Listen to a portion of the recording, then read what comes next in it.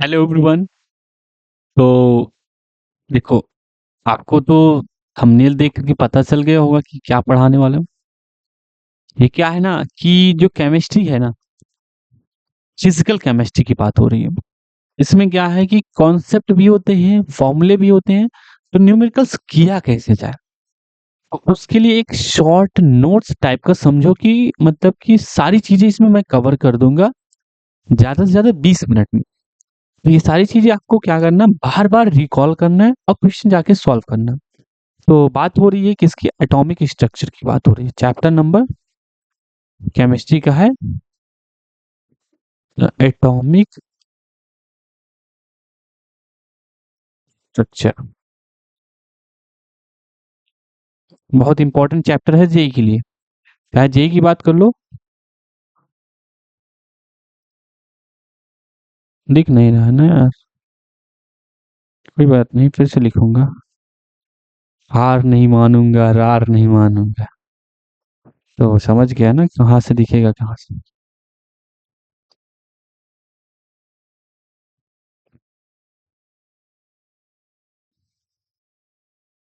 क्या करना है, एटॉमिक स्ट्रक्चर। एटॉमिक स्ट्रक्चर में आप सबसे पहले बेसिक कॉन्सेप्ट समझो कि होता क्या है। एक चैप्टर का मतलब समझो कि ओवरव्यू दे रहा हूँ। ओवरव्यू मतलब कि पूरे चैप्टर्स में जितने कॉन्सेप्ट है सब कुछ पता होगा, बट क्या होगा कि वो सारी चीजें नहीं होगा कि 10-20 घंटे का लेक्चर, ठीक है। ये क्या है, लास्ट टाइम जो है रिवीजन जैसे करते हैं। तो सबसे पहले आपको पता होना चाहिए सी इज इक्वल टू क्या होता है, न्यू लैम्डा। ठीक है, न्यू लैम्डा। अब ये क्या होता है, ये होता है फ्रीक्वेंसी। फ्रीक्वेंसी एंड ये वाला क्या होता है, वेवलेंथ।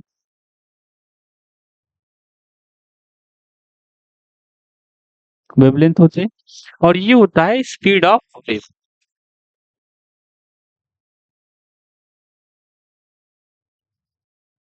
Speed of wave. तो समझ लो टर्म क्या है, कि सी को हम लोग स्पीड ऑफ वेव बोलेंगे, फ्रीक्वेंसी बोलेंगे, वेवलेंथ बोलेंगे। दिख रहा है ना, एक बार देख लेते हैं, सब कुछ दिख रहा है बिल्कुल। ठीक है, तो एक मिनट मैं इसको थोड़ा सा जो फोटो छोटा सा कर देता हूँ।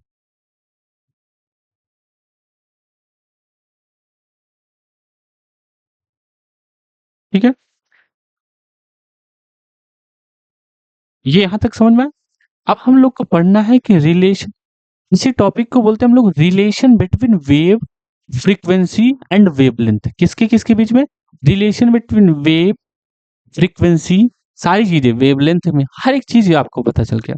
अब हमें पता चलना है कि जैसे हाउ टू फाइंड एनर्जी। अगर वहां पे बोला कि एनर्जी फाइंड करो, तो ऐसे क्वेश्चन मैं पूछता हूँ कि how to find energy. Energy कैसे फाइंड किया जाएगा, किसी भी इलेक्ट्रॉन जो है किसी में क्या कर रहा है, घूम रहा है किसी भी ऑर्बिट में, तो उसकी बात हो रही है। तो हमारा E इज इक्वल टू क्या था, एच न्यू था कि नहीं, न्यू था ना। तो ये एच ही रहेगा, ये क्या था, सी बाई लैम्डा होता था। तो ये हमारा फॉर्मूला बन गया एच सी बाई लैम्डा। तो आपको ये याद करना, एच की वैल्यू क्या होती है, एच की वैल्यू भी लिख लो, 6.626 into 10 to power -34 joule second होती थी ना। यही तो थी आपका एच की वैल्यू।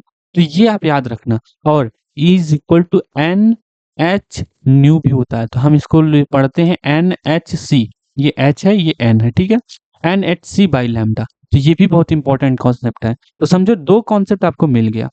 तीसरा कॉन्सेप्ट कहता है कि 1 इलेक्ट्रॉन वोल्ट, जैसे 1 इलेक्ट्रॉन वोल्ट की बात की जाएगी। 1 इलेक्ट्रॉन वोल्ट की वैल्यू 1.6 इंटू 10 की पावर -19 कुलाम होता है कि नहीं, कुलाम वोल्ट हम बोल सकते हैं। देन अगर पूछेगा कि 1.6, सॉरी 1 इलेक्ट्रॉन वोल्ट में कितनी एनर्जी होती है, तो हम बोल सकते हैं 1.6 इंटू 10 टू पावर -19 जूल होती है।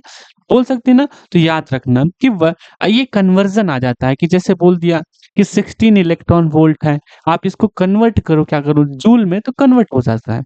अब क्या है कि एनर्जी किसी भी आप एनर्जी जो है इलेक्ट्रॉन वोल्ट में निकालने के लिए कैसे, किसी में, तो इसको हम लोग पढ़ेंगे 1240 बाई क्या होगा, लैम्डा से डिवाइड कर देना, ठीक है। बट ये क्या होना चाहिए, न्यूटन मीटर में आना चाहिए। क्या होना चाहिए, न्यूटन मीटर में सॉरी सर, नैनोमीटर में होना चाहिए, न्यूटन मीटर नहीं, नैनोमीटर होना चाहिए, ठीक है। ये गलत बोला। तो लैम्डा इसमें गिवन होता है, लेकिन वो नैनोमीटर में। अगर बोल दिया कि एंगस्ट्रॉम में दिया है, अगर कहीं भी क्वेश्चन में दिया है एंगस्ट्रॉम, तो इसमें लिखना 12 400 डिवाइडेड बाय लैम्डा, बट ये क्या होना चाहिए, एंगस्ट्रॉम में होना चाहिए। तो एनर्जी आपका निकल आएगा, किस में निकलेगा, इलेक्ट्रॉन वोल्ट में निकलेगा बस। अब जैसे फोटो इलेक्ट्रिक इफेक्ट क्या करता था कि जैसे ये था एक, मान लो कोई भी, अब इसमें से इलेक्ट्रॉन हम क्या करते हैं, बाहर निकालने के लिए इधर जाता, तो इधर से हमें क्या करना पड़ेगा, इधर से हमें क्या करना पड़ेगा, एनर्जी देना पड़ेगा, तभी तो ये बाहर जाएगा। तो इसमें क्या हो जाएगा, हम इधर देंगे E1, जिसको बोलेंगे एच न्यू बोलेंगे। एच न्यू दिख रहा है कि नहीं, एक minute, sorry for that, H new, ठीक है, दिख रहा है, ठीक है, एच न्यू आ जाएगा। तो इसी को हम लोग क्या करेंगे, या तो फंक्शन बोलेंगे, वेव फंक्शन, ठीक है, इससे डिनोट करते हैं, ऐसे डिनोट करते हैं। तो यही हमारा होता है H nu minus H nu naught is equal to kinetic energy, मतलब इसको बोलेंगे kinetic energy, maximum kinetic energy की बात हो रही है। इसी लोग को हम लोग वर्क फंक्शन बोलते हैं, ठीक है, क्या बोलते हैं, वर्क फंक्शन। ये काइनेटिक एनर्जी लिखा है, यहां से लिख लेते हैं काइनेटिक एनर्जी मैक्सिमम की बात हो रही है, ठीक है, is equal to H nu minus H nu naught, ये होती है। अगर हम लोग क्या करेंगे, सी बाई लैम्डा लिख देंगे, तो सेकंड पेज में चलते हैं। पहला है कि H C by lambda minus H C by lambda naught is equal to kinetic energy maximum. ये सब फॉर्मूला है, कैसे यूज करना है एग्जाम में, बस वही है। स्टॉपिंग पोटेंशियल की बात आ जाएगी, स्टॉपिंग पोटेंशियल की बात आ जाएगी, मतलब किसी भी इलेक्ट्रॉन को आप क्या कर रहे हो, रोक रहे हो। अगर रोकोगे तो कुछ ना कुछ एनर्जी तो रिक्वायर्ड होगी, मतलब क्या होगा कि एनर्जी हम उसमें क्या करेंगे, फोटो इलेक्ट्रॉन होगा, ठीक है, उसी फोटो इलेक्ट्रॉन को हम लोग क्या कर रहे हैं, स्टॉप कर रहे हैं, फोटो इलेक्ट्रॉन को स्टॉप कर रहे हैं। उसी स्टॉप को हमें निकालना होता है कि कितना एनर्जी दे करके हम इस चीज को निकाल सकते हैं, कितना नहीं दे रहे, वो सारी चीजें। तो यहाँ पे एनर्जी को रिक्वायर्ड के लिए याद कर लो कि कितना कितना जरूरत होती है। तो हमारा वही होता है stopping potential V naught. V naught कितना हो जाएगा, V naught is equal to kinetic energy maximum upon electron से डिवाइड कर देना, आंसर आ जाएगा। दिख रहा है ना।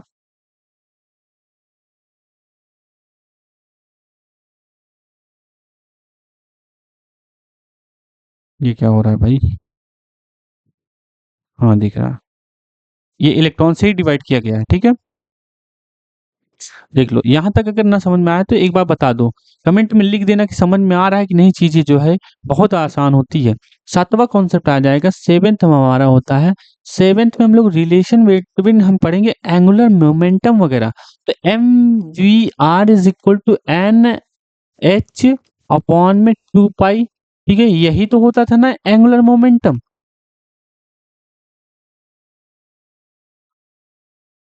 मोमेंटम वही होती थी कि आप किसी भी ऑर्बिट में किस रेडियस पे हमारे ऑर्बिट में इलेक्ट्रॉन घूम रहे हैं, वो सारी चीजें। तो मान लो रेडियस हमें nth ऑर्बिट में निकालना है, तो 0.529 n स्क्वायर बाई जेड, याद रखना भाई, ये एंगस्ट्रॉम में आएगा। किस में आएगा, एंगस्ट्रॉम में। अगर वेलोसिटी किसी भी nth ऑर्बिट में निकालना है तो 2.18 into 10⁻⁻6, sorry +6 into Z by N. ये किस में आएगा, मीटर पर सेकंड में आएगा मेरे भाई। किस में आएगा, अपन बात कर रहे हैं velocity of an electron which is revolve और मतलब कि घूमेगा किसी भी ऑर्बिट की बात हो रही है, तो nth ऑर्बिट की बात हो रही है इसमें। तो 2.18 into 10⁻6 into Z by N, ये फॉर्मूला होता है। तीसरा आता है कि एनर्जी कैसे निकालोगे मेरे भाई। एनर्जी निकालने के लिए क्या करेंगे, -13.6 इंटू 10 की पावर कितना होता है, 10 की पावर 0 करेंगे तो 1 ही आ जाएगा, कोई बात नहीं। तो इसमें हम लिख देंगे हटाओ इसको, फिर डिलीट करो।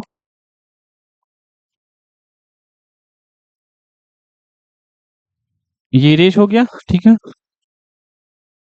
ये एनर्जी वगैरह सबको याद नहीं होती, याद कर लेना, बहुत डायरेक्ट क्वेश्चन इसमें आते हैं। -13.6 into Z square by N square, ठीक है, ये इलेक्ट्रॉन वोल्ट पर एटम में आती है, याद रखना।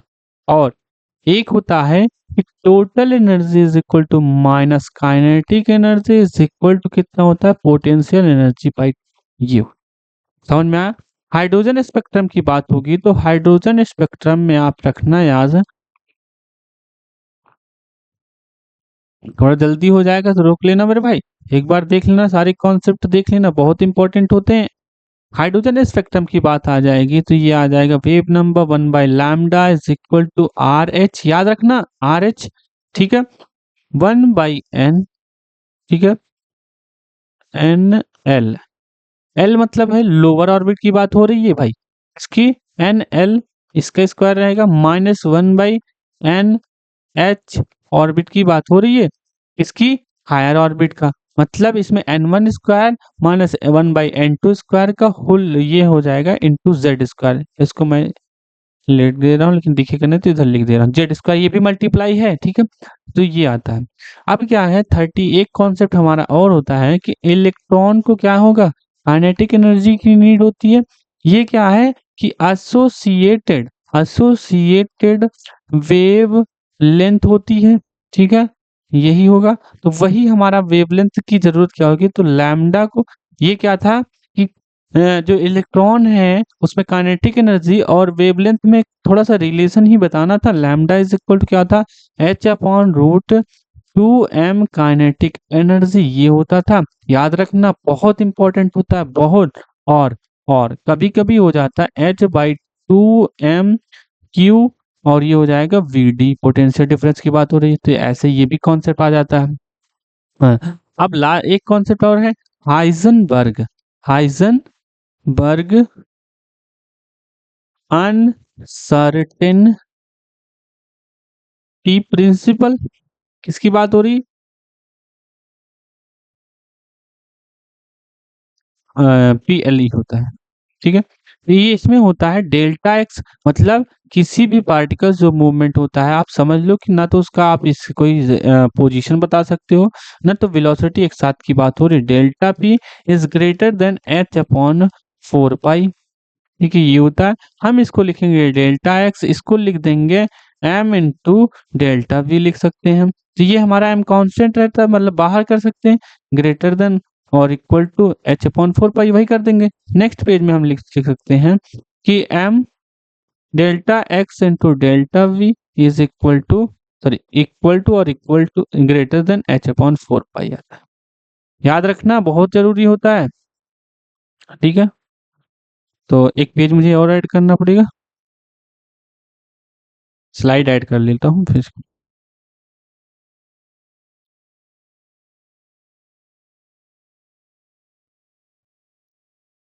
अब बोलो यहाँ तक समझ में आया कि नहीं, यहाँ तक पढ़ाया था, समझ में आया कि नहीं यहाँ तक? अगर ना समझ में आया हो बता दो, बहुत जरूरी कॉन्सेप्ट होता है क्योंकि इंपॉर्टेंट होता है बहुत, ठीक है। अब इसके बाद हम लोग पढ़ेंगे नोट्स, क्या पढ़ेंगे, नोट्स। नोट्स में क्या होता है, टोटल नोट्स का फॉर्मूला क्या होता है, टोटल नोट्स का फॉर्मूला क्या होता है बोलो, टोटल नोट्स, अरे यार आप लोग एक बार पढ़े हो ना तो बोलते रहो, जहां पढ़ रहे हो ना वो बोलते रहो। Total notes is equal to n-1 होता है, ठीक है। टोटल नोट्स की फॉर्मूला होता है, यहाँ लिख लो, total notes is equal to n-1। इसमें कितने आते हैं, दो चीजें आती है, एक आता है एंगुलर नोट्स, एंगुलर नोट्स की बात होगी तो इसमें बताना, दूसरा आता है रेडियल नोट्स, रेडियल नोट्स की बात आ जाएगी। तो एंगुलर नोट्स में आता है हमारा क्या आ जाएगा, L, इसका फॉर्मूला होता है n-L-1 होता है, याद रखना।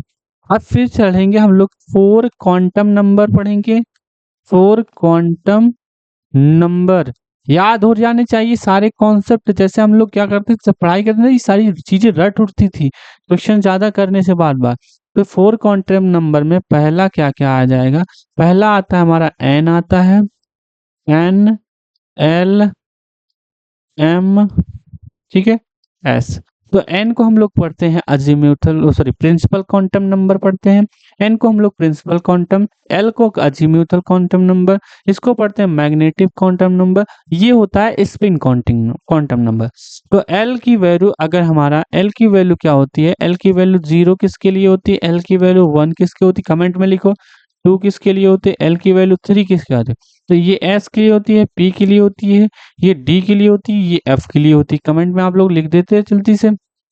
तो ये था हमारा कि एन जो होती है, अगर आपका एल की वैल्यू 0 है, सॉरी, अगर एस कॉन्सेप्ट है, समझो एस अगर ऑर्बिटल दिया गया है तो एल की वैल्यू हमेशा 0 हो जाएगी, पी के लिए 1 हो जाएगी, पी डी पे हमारा एल की वैल्यू 2 हो जाती है। तो ये ऐसे सारी चीजें होती हैं, तो यही चीजें हम बता देते हैं, ठीक है।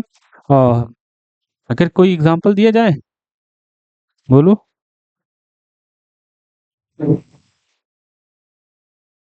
यहाँ तक हो गया, ठीक। और एक चीज और है कि ग्राफ आ जाता है।